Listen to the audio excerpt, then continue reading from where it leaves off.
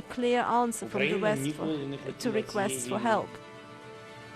Well, today marks 1 month since this war began. This new video you're looking at coming in from Chernihiv, Ukraine, highlighting just a small example of the extent of devastation, look at this, that Russia has inflicted.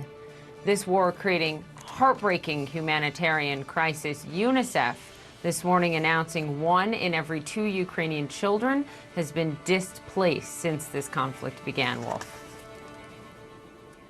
So heartbreaking indeed to see what's going on now entering the 2nd month of this brutal war. Our chief White House correspondent Caitlin Collins is with us here. Caitlin, you're getting good information about what's been going on for these past several hours, and you and I have been here. What's going on inside? Yeah, so President Biden has 3 extraordinary meetings today. He is in the 2nd one now with leaders of the G7 nations. Those are, of course, those industrialized nations.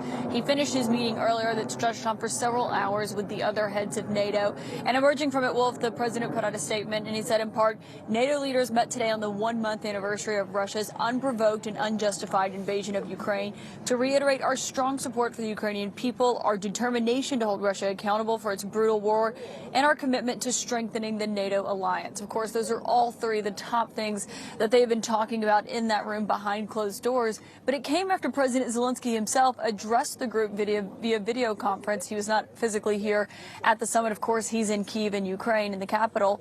But he made this appeal for more assistance. He thanked them for what they've done so far. He said he wasn't blaming NATO, given they're not the ones who are invading Ukraine and killing civilians. But he said he needs more assistance. And part of that, Wolf, that he asked for were fighter jets. And that is something that, of course, the White House had said previously they were opposed to facilitating the transfer of that after Poland offered some of its used fleet. I am told that despite this new appeal from President Zelensky today, where he said, NATO, speaking to all of them, you have thousands of fighter jets, yet you have not given Ukraine one of those.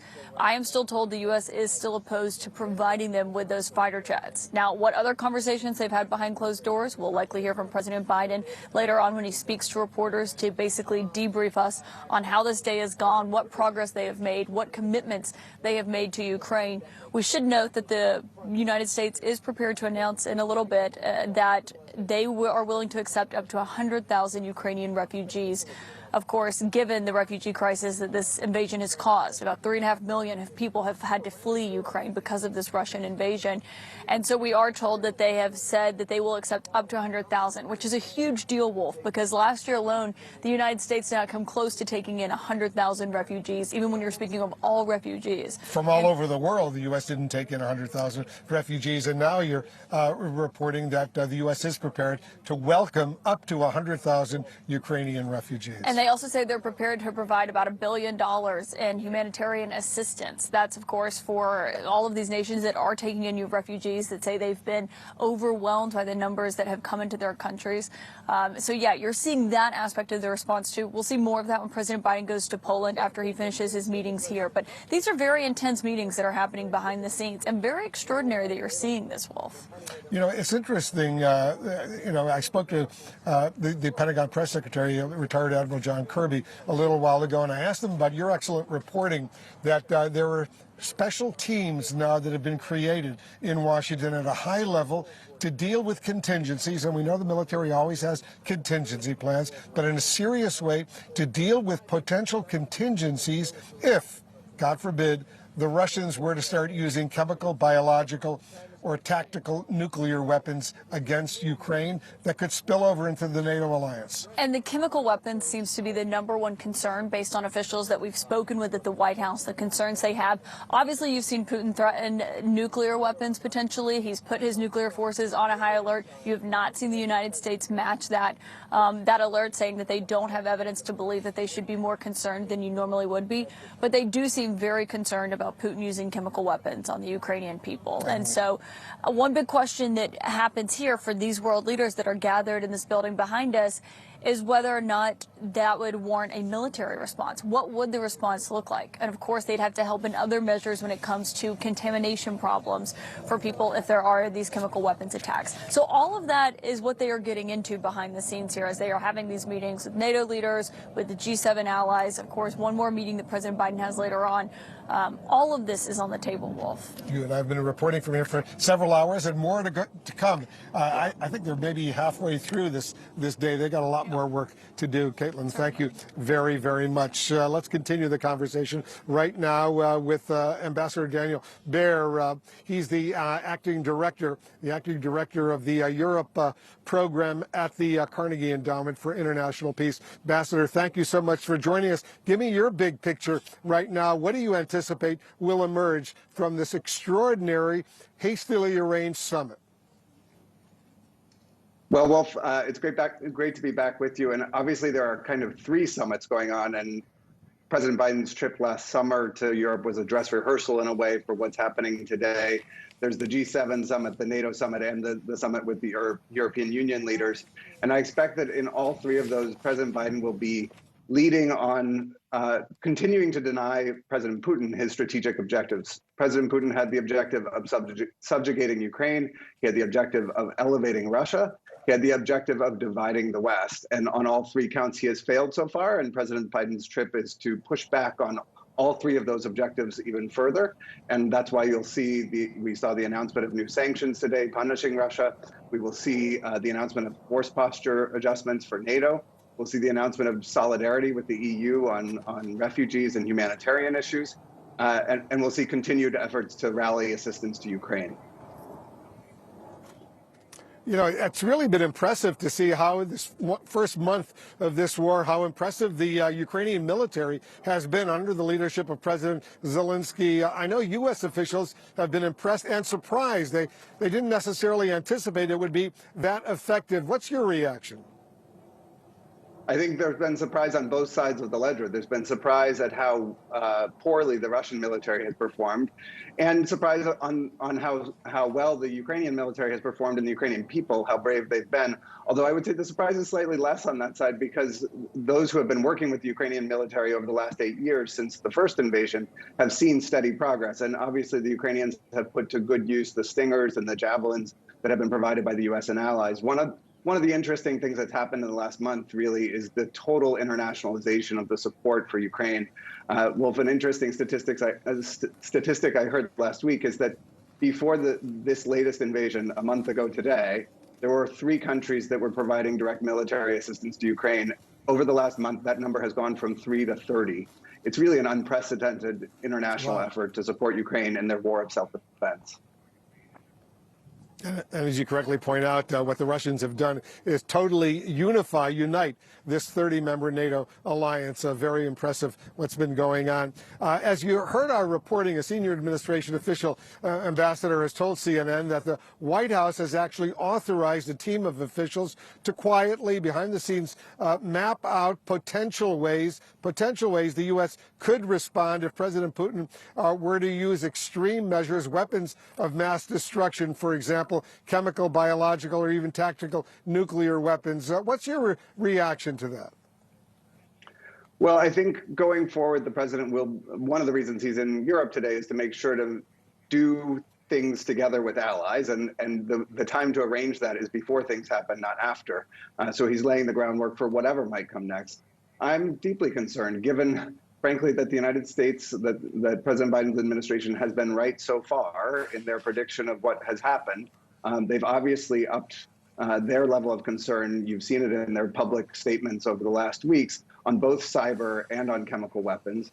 And we've also seen President Putin follow a pattern over many years where he often accuses others of what he is either about to do or already doing. And in that respect, the noises that the Russians have been making on this front are deeply concerning as well. As we go forward, I expect that there will be an effort to stay lashed up with our European allies and to deal with situations as they unfold. I think it's really good news that the president and the national security advisor have already laid planning in place and have this so-called Tiger team working on scenarios. And obviously, every scenario will be different, and the president is probably preserving the opportunity to change his assessment as the situation changes on the ground.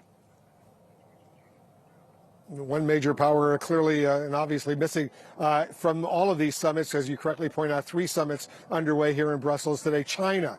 China appears to be playing both sides right now, keeping lines of communication open with the U.S. and some of the other countries, while at the same time making some minor moves that seem to be punitive towards Russia, all the while tactically standing by Putin, at least in public. How much of a calculation is China taking in all these talks? How much, give us your sense of what China is up to right now, because the U.S. and the other NATO allies, the G7, they would like to see China publicly condemn Russia for what it's doing. Absolutely, and if not publicly condemn, then they at least want to make clear to China that any efforts that China might make to help Russia circumvent the sanctions would hamper the relationship with the United States and Europe. That's why you saw National Security Advisor Sullivan meet with his Chinese counterpart early last week. President Biden obviously had a phone call with Xi last week to send that message that there would be consequences for the bilateral relationship if China were to take those steps. Here again, I think the so-called dress rehearsal, what I called the dress rehearsal of the trip last summer, was really important because President Biden met with the same 3 groups then, and in all 3 cases, the communiques coming out of those meetings had content on China, which calling out the concerns, the challenges that China posed to the international system. Well, here we are 8-9 months later, and the challenge is there. China's role in this conflict, in its new partnership with Russia, puts it in an extremely awkward position for Chinese foreign policy, because Chinese foreign policy has long held the preservation of sovereignty and territorial integrity as something that is orthodox. And so they are in an awkward position where they are both supporting the junior partner in this new China-Russia partnership, as well as trying to maintain their relationship with the U.S. and Europe and their longstanding international commitments. And we should push them on that awkward dance that they are doing. It's very awkward indeed. Ambassador Daniel Baer, thanks so much for joining us, and we hope to continue these conversations down the road. This war clearly, sadly, is not ending. Poppy, back to you. Okay, well, thank you so much. New this morning, Ukrainian armed forces say they destroyed a large Russian warship in the port city of Berdyansk. Videos show fire, look at that, at the Russian-occupied port, along with a series of explosions across the city. Ukrainian officials also say 2 other Russian ships were damaged. The strike also forcing a couple of landing ships to head west and away from the port. Let's go back to John Berman. He joins us from Lviv, Ukraine, with the latest. Can you speak to how big a loss this is for Russian forces? Well, certainly a public relations loss. This ship is the Orsk, which was a ship that the Russians had actually published video of arriving in the port city of Berdyansk to say, hey, the Russians were here in this Ukrainian port city. So they had put that out weeks ago, and now it's that ship that's ablaze. It's a large landing ship. What that means is it lands tanks, other large pieces of gear, and puts them onto shore. We don't know if it was loaded with that type of gear there, but clearly a public relations success for the Ukrainians. Also, other explosions taking place at that port. Our Frederick Pleiken, who has visited that area, says that a disabled ship in port there might very well close down the entire harbor. It's not that big, so it could be hard to get in and out. It also, Poppy, shows, people have been looking at our CNN maps, the areas in red, which is where the Russian troops are occupying, or at least Russian troops are operating. What this shows is that even in those areas in red, the Ukrainians are able to strike back. Just because the Russian troops are there doesn't mean they will stay there or they're safe. It's such a good point. John, also today marks 1 month, right? 1 month into this war. And we're getting a new look at what exactly Russia is doing in some of those hardest hit cities. As you see this, as you are there on the ground, let's talk about the efforts to escape and the devastating toll that it has taken even on people who are able to escape. You spoke to a teen that managed to escape Chernihiv, but at a devastating cost. I mean, watching your interview with him earlier, John, just stopped all of us in our tracks. So, Poppy, as you've been saying, UNICEF today says that 1 in 2 children in Ukraine have been displaced. And we did speak to one 15-year-old boy, Andriy, who's from Chernihiv, and he was forced from his house at gunpoint by the Russians.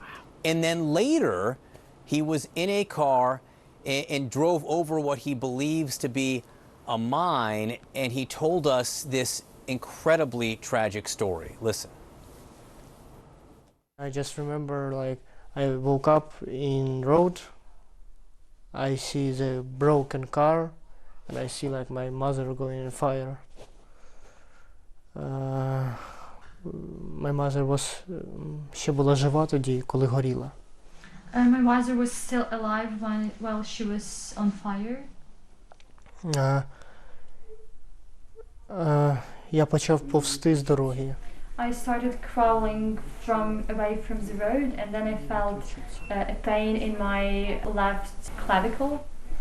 Yeah, I have broken. I feel blood in my left ear.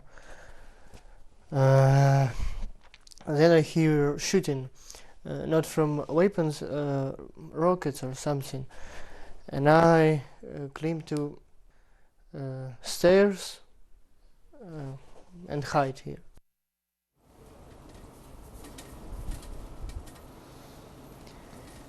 Again, he was able to get out of Chernihiv.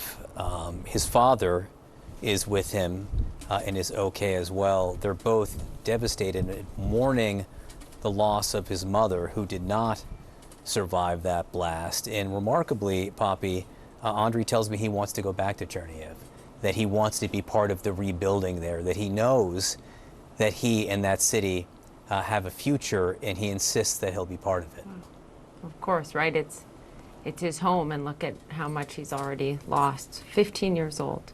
John, thank you. I encourage everyone to watch your entire interview with him. Thank you very much to you and your team for that. Still to come, the United States is now officially accusing the Russian military of committing war crimes in Ukraine. This is a formal declaration. But what could that actually mean for Russia, right?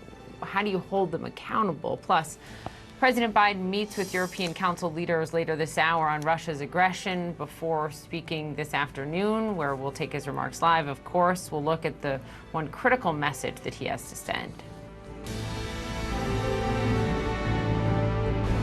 This is the result of one single blast.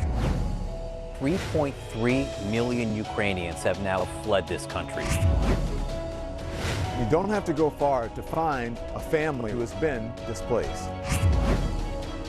We just heard an air raid siren ring out. We run down to cover. It is hard to imagine life returning here. In Kiev, Dnipro, Poland. This is CNN.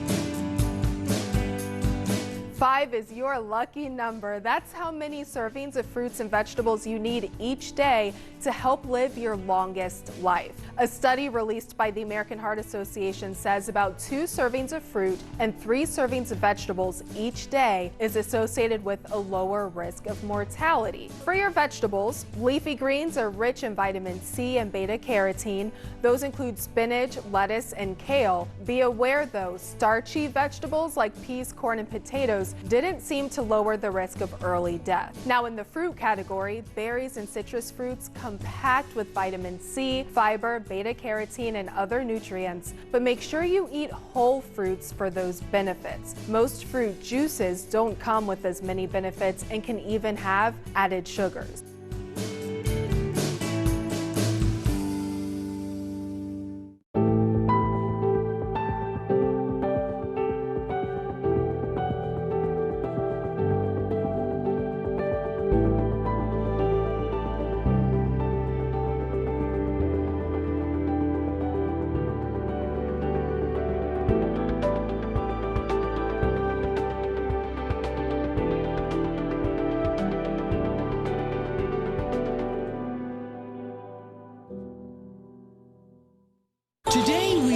an unpredictable environment, and news races around the world at breakneck speed. Our engine continues, our impetus, our momentum. My show brings you the latest news and top news makers. Give me the facts on voter fraud. There has never been a moment where voter fraud has affected the outcome of an election. And we also dive below the headlines to explore vital issues impacting our lives. Normally this theatre would be filled with people and art and debate and energy.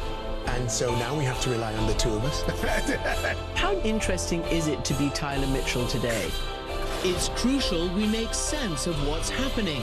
There seems to be some confusion that maybe you can clear up. Where are the US forces in Syria going? And fully understand what's at stake. What's happening now in the world is a great thing because people are talking about subjects they never did before. Amanpour, tonight on CNN.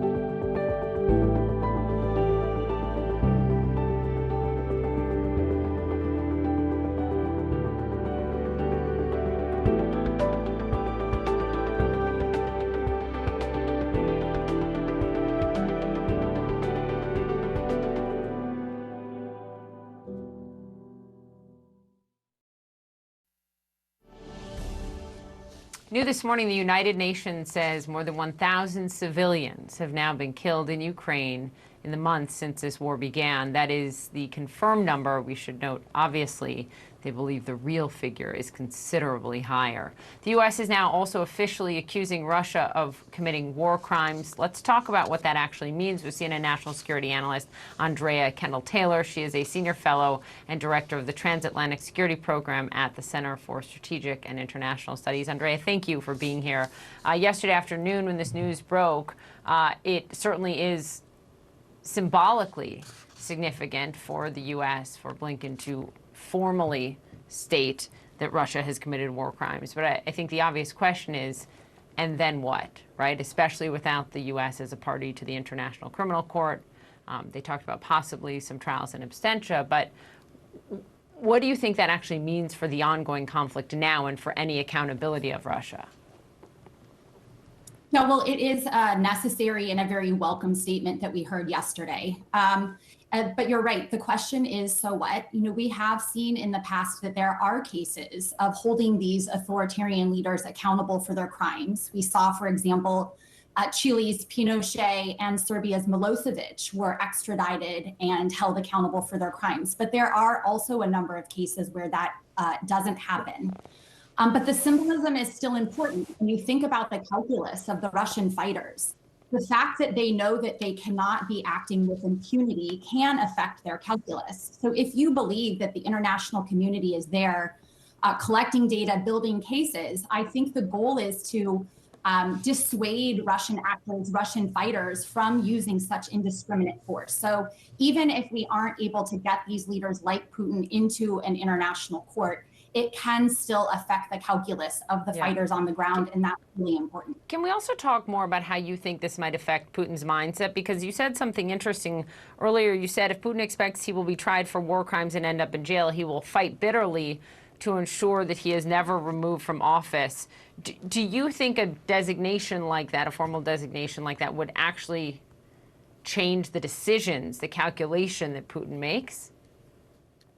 Well, I think that is the downside, or at least the dynamic we have to be aware of.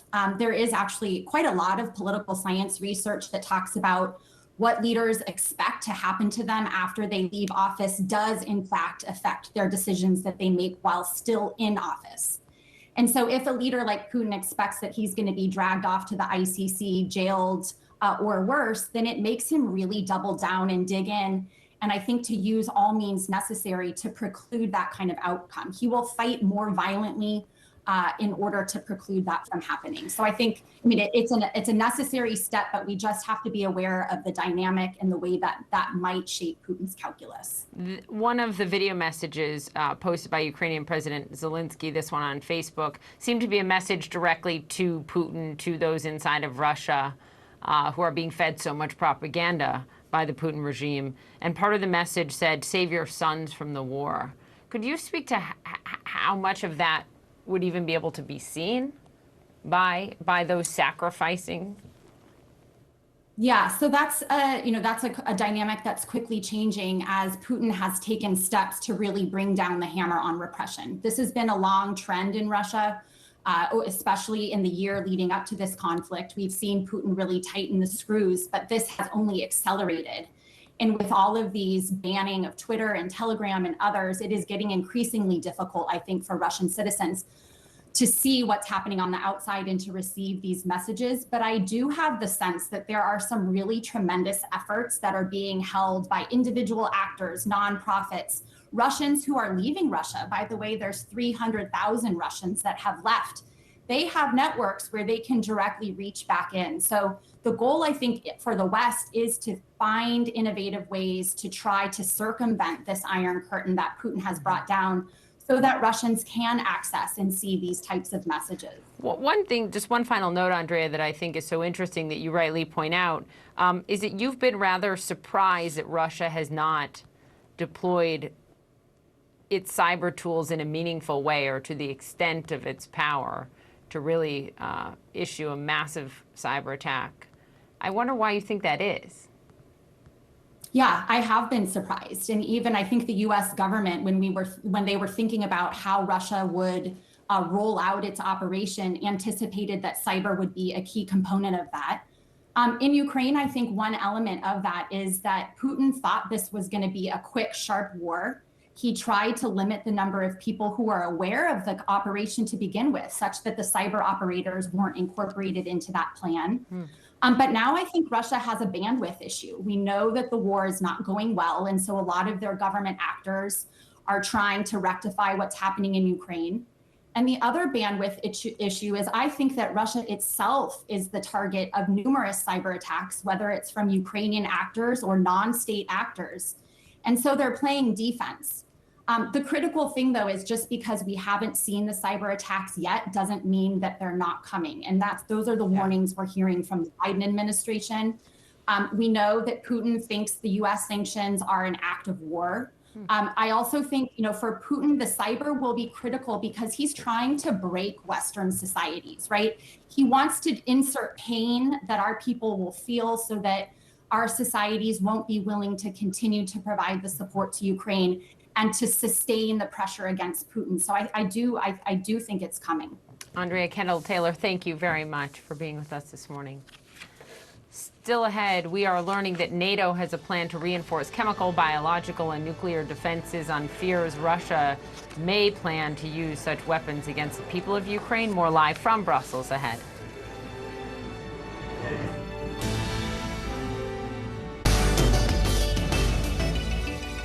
Founded in 1755, Vacheron Constantin is the oldest continually operating Swiss watch brand. In 1947, Switzerland gifted a diamond-encrusted Vacheron Constantin watch to then Princess Elizabeth of the British royal family on the occasion of her wedding. In 1981, now Queen Elizabeth II re-gifted the watch to Princess Diana on the occasion of her wedding to Prince Charles. The traditional self-winding ultra-thin is only 7.26 millimeters thick. Vacheron is renowned for its finishing, and it constantly amazes me that even on the components of an ultra-thin, which are particularly small, they still manage to polish and even decorate them when there's so little metal there.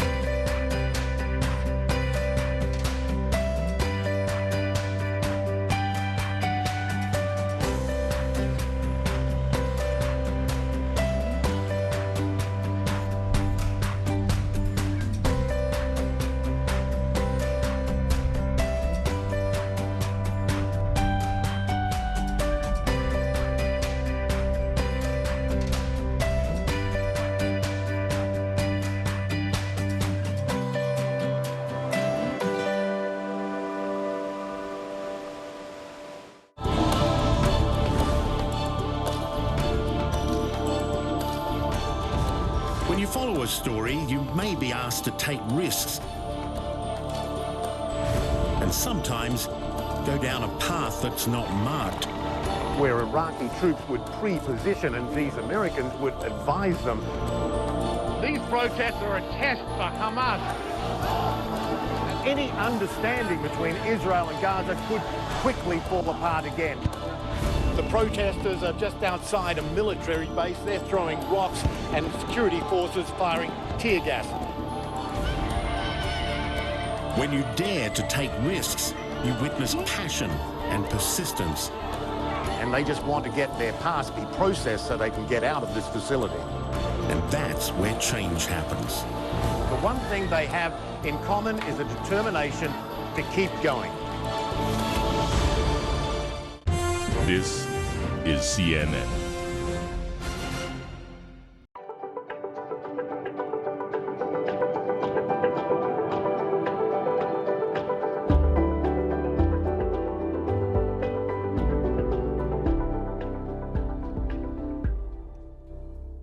I'm Julia Chatterley. I'll speak to newsmakers, risk takers, and the ultimate game changers. First Move with Julia Chatterley. Weekdays on CNN.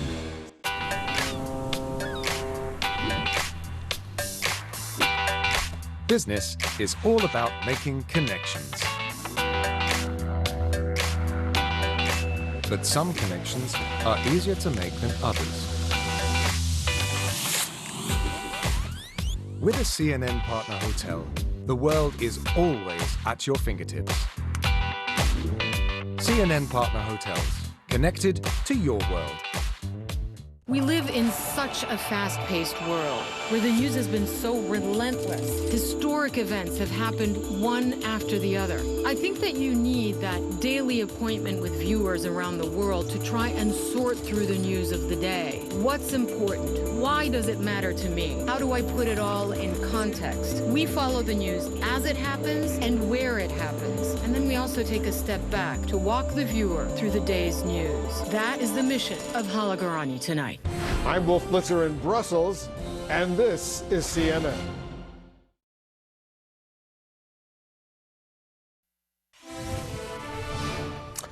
All right, this just coming into CNN. We got some breaking news. The NATO Secretary General Jens Stoltenberg just announcing that NATO will reinforce its chemical, biological, and nuclear defense systems on fears, and these are significant, fears that Russia is planning to use similar weapons of mass destruction in Ukraine. Out of an abundance of caution, NATO taking these moves. Up next, in the next hour, the President Biden, will meet with the President of the European Council before attending a special session of the group for the latest in a series of high-stakes summits underway here in Brussels right now. He's holding these meetings with Western leaders because of the Russian war against Ukraine. Every stop today is an opportunity for the President of the United States to reassert the U.S. leadership on the global stage.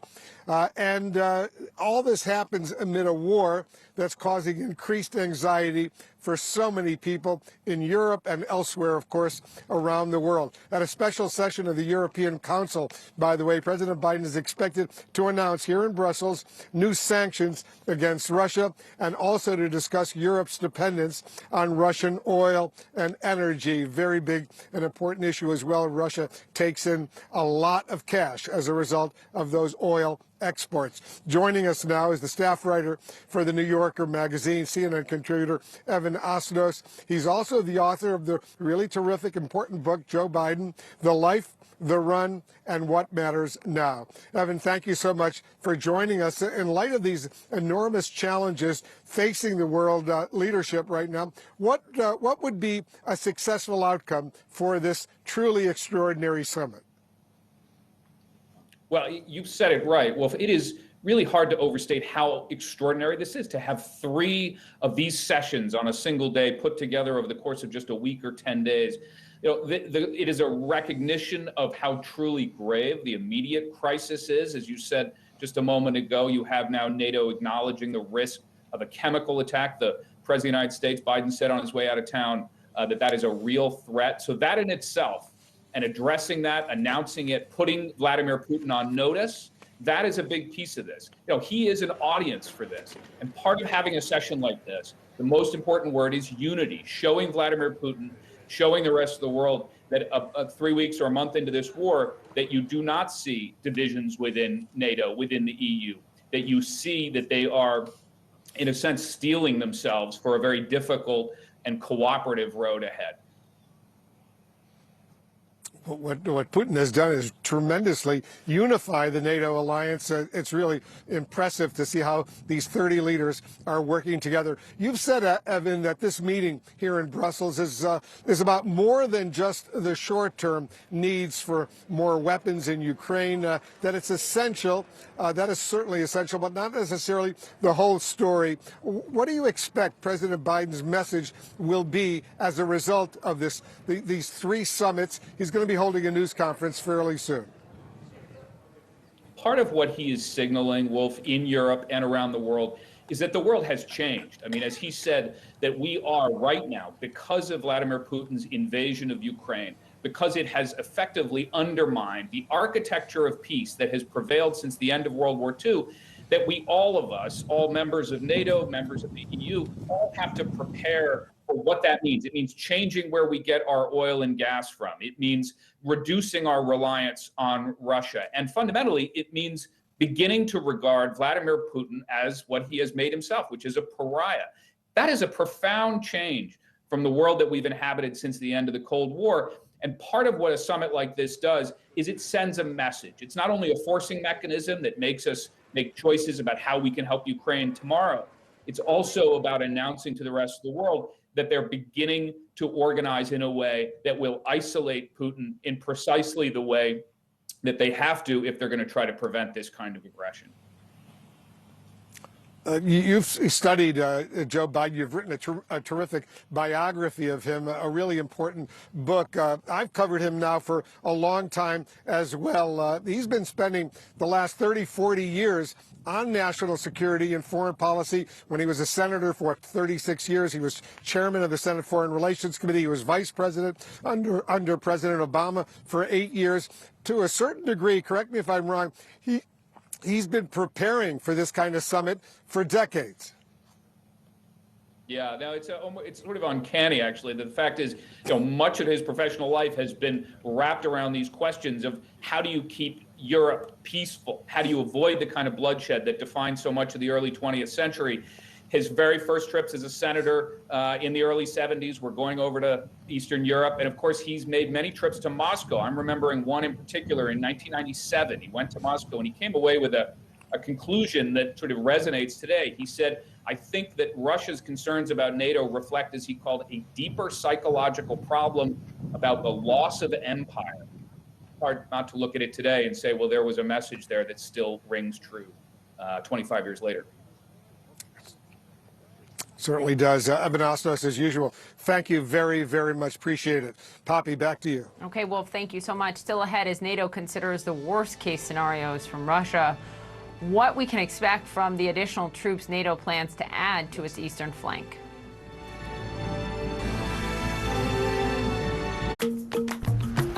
For too long, we have waited for hours to convert currencies, days to clear checks, and decades to reach our potential. But now, we can access the power of African free trade in an instant with PAPS, the Pan-African Payment and Settlement System. Overcome barriers, reduce risks, trade in local currencies, and connect with a single market united across Africa. Be a part of Africa's flourishing free trade today.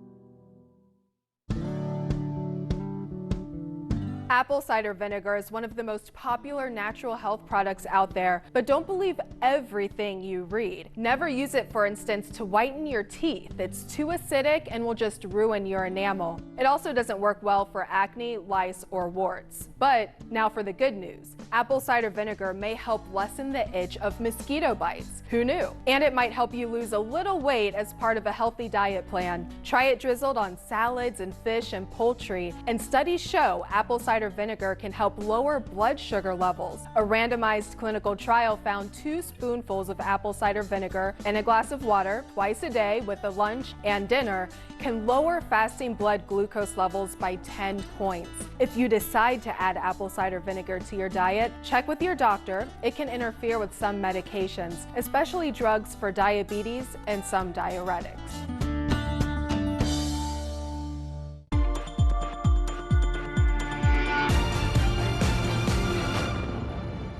I believe we have an opportunity to move towards hope because we are learning more about this criminal enterprise.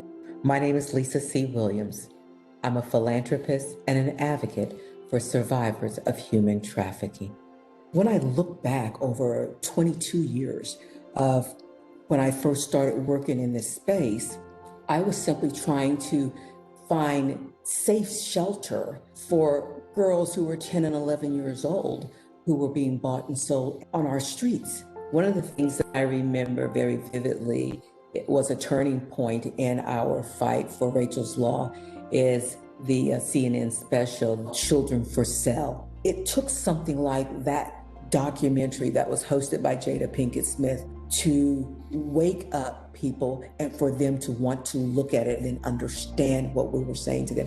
And that just gave us momentum. And we took that film and we took it all over Georgia, and we galvanized people around a movement that we call the I Am Rachel movement to tell them about the safe harbor law that we were trying to get passed. And 83% of Georgians said, we agree that children are children and not the criminals.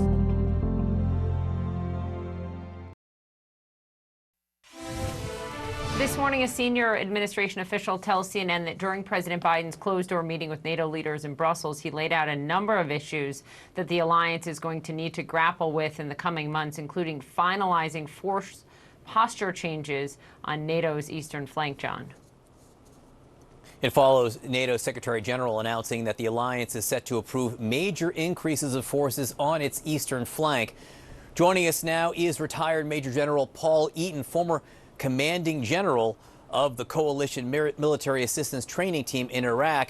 General, thanks so much for being with us. We do have some breaking news, which is that Ukraine's armed forces is saying that they're seeing signs that Russia is transferring weapons and equipment to Belarus, moving equipment into Belarus. This follows our own reporting that there are concerns within NATO and U.S. intelligence that the Belarusians are looking to enter the war themselves on the side of the Russians, send troops in.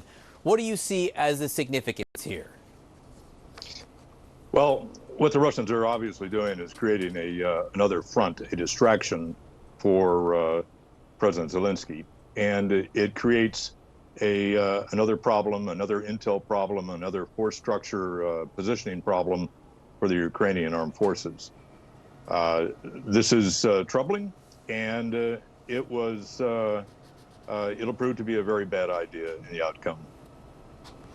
In terms of how that would change NATO's calculus, the force posture changes that we've been reporting on across the eastern flank, I wonder what you think of the Prime Minister of Estonia, Kaja Kallas, writing in the New York Times this morning that the forward presence needs to become a forward defense of land, air, and sea, she wrote, and that would mean more combat-ready Allied troops stationed permanently in the Baltic states, supported by long-range artillery, air defense, and other enabling capabilities. She goes on to say it would mean more NATO ships patrolling the Baltic Sea. I mean, she's talking about a long-term, significant change. What do you think? Bobby, I served in the United States Army Europe for years. And we operated very closely to the inter-German border. That was our defensive plan. What we're seeing right now is the world has changed. we've got to roll back and consider doing exactly what we're talking about right now. It would help to open up another front for Mr. Putin to be concerned with. Put the Kaliningrad Oblast under the range of NATO artillery and NATO other indirect fires, to see a significant armored presence vicinity the Kaliningrad Oblast and garrison. We should also consider NATO forces, naval forces outside of Vladivostok, outside of the Baltic port, where the Baltic, the Russian Northern Fleet is located in Kaliningrad. What we're hearing from the Baltic states is we are reverting back to how we did it in the 70s and 80s when we had to deter the Soviet Union at that time. General Eaton, the Ukrainian forces say they have struck a Russian ship in the port of Berdyansk, and we've seen video evidence of this. This is a port city that the Russians had occupied, and this is a Russian landing vessel, pretty large vessel. The Ukrainians said they have been able to set off explosions in it. There have been some secondary blasts there. What's the significance of this, what we're looking at here? This is terrific. It is overdue, and I don't know what weapon they used to go after that ship, be it air delivered or a land-based anti-ship missile program. But we were hoping that we would see, the Norwegians, I believe we use this anti-ship missile system on our ships, but that we would put the fleet that he has there in the waters outside of Mariupol and the landing craft that we've seen, and put them at risk. And what we've seen today is a great first step. There are others to follow. Well, retired Major General Paul Eaton, we appreciate your time so much. Thank you. Thank you, Poppy. And we'll be right back.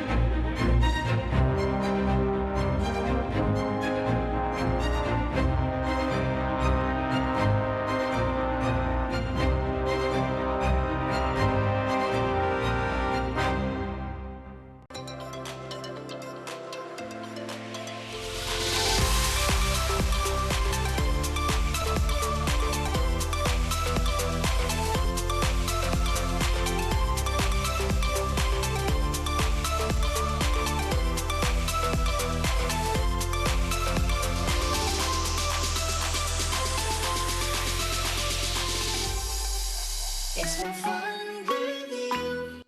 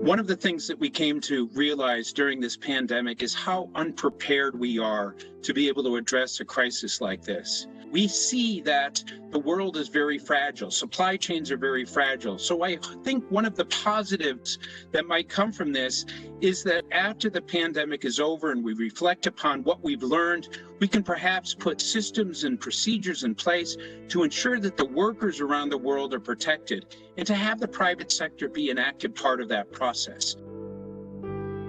We had 0.5% of the victims in the world being helped. That means with all of the government, United Nations, and private sector organizations combined, we're not even hitting 1%. In order for us to change that, we need to get the private sector, civil society, governments all working together in a positive, supportive way to address this issue. We have to be united because what we're dealing with here is one of the most horrific crimes you can possibly imagine. So the Mekong Club is working with civil society, the private sector, and other organizations to bring about this outcome. And perhaps as a result of this, we can go from 0.5% to 5% or 50% someday as we continue to move forward to address modern slavery.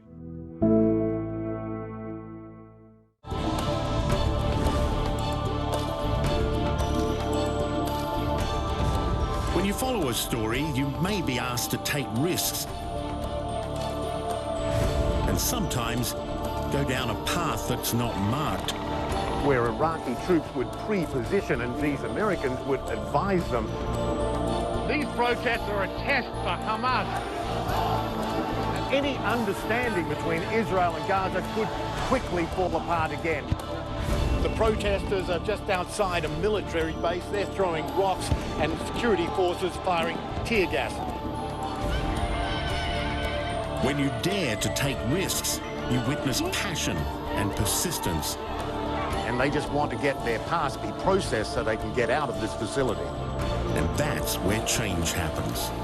The one thing they have in common is a determination to keep going. I'm Blake Essig in Tokyo, and this is CNN.